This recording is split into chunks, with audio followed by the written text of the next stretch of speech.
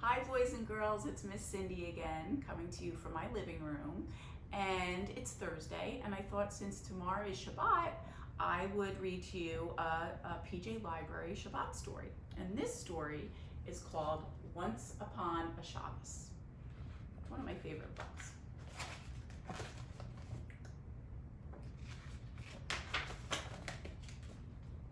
Once upon a time, a bubby, that's a grandma, and a zaidi, that's a grandpa, invited their grandchildren, Shira and Jacob, to spend Shabbos in their 4th floor apartment in Brooklyn.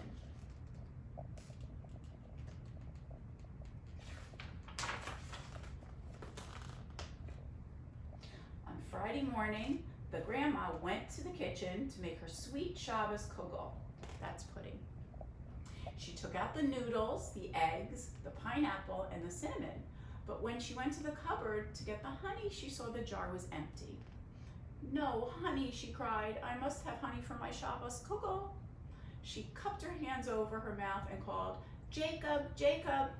Jacob came into the kitchen right away. "What's up, Grandma? We have no honey to sweeten the Shabbos kugel. Please go down to the corner store and buy some while I boil these noodles." Grandma gave Jacob a little money, and he ran out of the apartment singing, "Honey, honey, sweet as Shabbos, honey, honey, sweet as Shabbos." They're all getting very excited about this, that Shabbos is coming. Jacob slid down 4 flights of stairs to the street, and he skated 3 blocks to the corner store. Look at this. Look who's at the corner store. Very strange.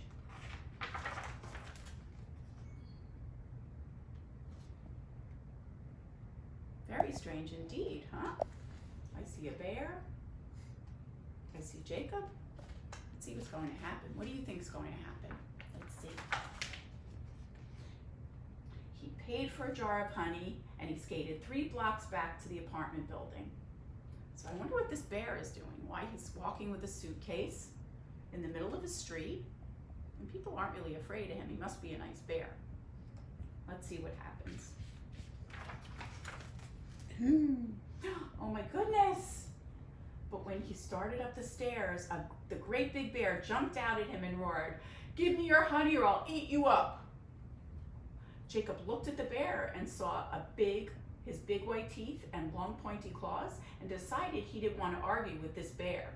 He handed over the honey and ran up the stairs as fast as he could. It looks pretty scary there.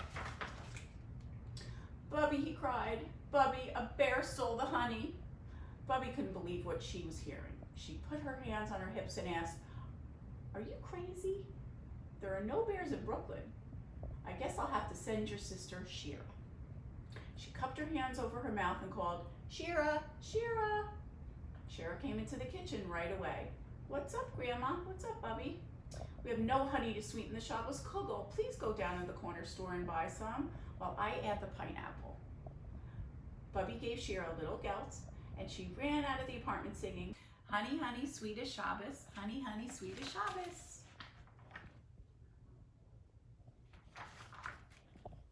Shira walked down 4 flights of stairs to the street and 3 blocks to the corner store. She paid for a jar of honey and walked 3 blocks back to the apartment building. But look who's watching. That bear again.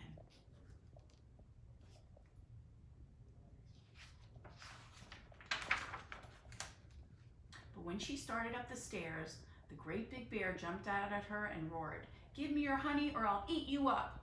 Shira looked at the bear and she saw his big white teeth and long pointy claws, and decided she didn't want to argue with this bear.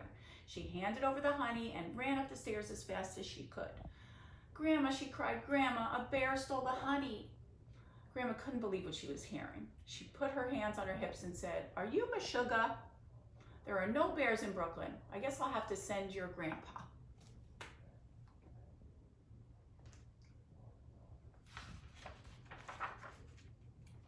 She cupped her hands over her mouth and called, "Grandpa, Grandpa." Grandpa didn't come right away. He was older and walked a little slower. It took him a few minutes to make it to the kitchen. "What's the matter?" he asked Grandma. We have no honey to sweeten the Shabbos kugel. Please go down to the corner store and buy some while I beat the eggs.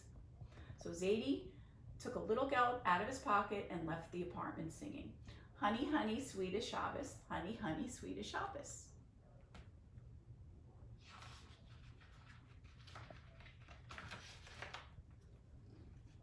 And there he is. Grandpa walked down 4 flights of stairs to the street and 3 blocks to the corner store. He paid for the jar of honey and walked 3 blocks back to the apartment building.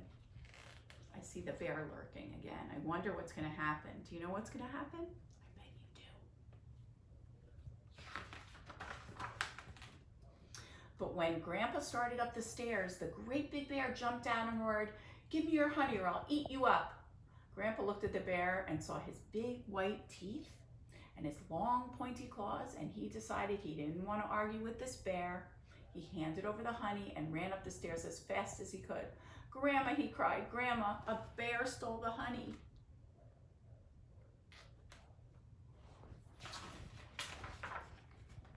Grandma could not believe what she was hearing. She put her hands on her hips and asked, "Are you all meshuggah? There are no bears in Brooklyn. I guess I'll have to get the honey myself." And so Grandma walked down 4 flights of stairs to the street and 3 blocks to the corner store. She paid for the jar of honey and walked 3 blocks back to the apartment building. But look who's in back of her.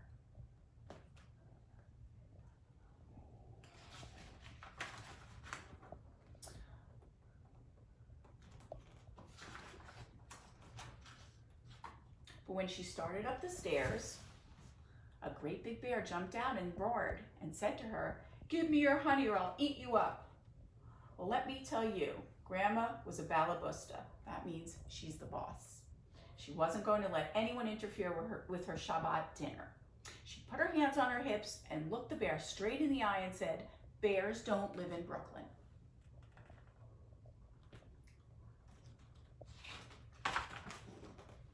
"I know," said the bear in a very sad voice. "I'm lost." He plopped down on the bottom step and put his head in his paws. He looked so miserable that Bubby couldn't help feel rachmanas, that means compassion, in her heart. "So tell me where you come from," Bubby asked. "I come from a storybook," said the bear. "A storybook?" Grandma said. "How wonderful. My grandchildren love stories. Why don't you come up and spend Shabbat with us, and after dinner you could tell us your story." "Shabbat dinner," exclaimed the bear. "I'd love to come to your Shabbat dinner. What can I bring?" "You can bring some honey," said Grandma. And Grandma and the bear climbed up the 4 flights of stairs, singing, "Honey, honey, sweet as Shabbos, honey, honey, sweet as Shabbos."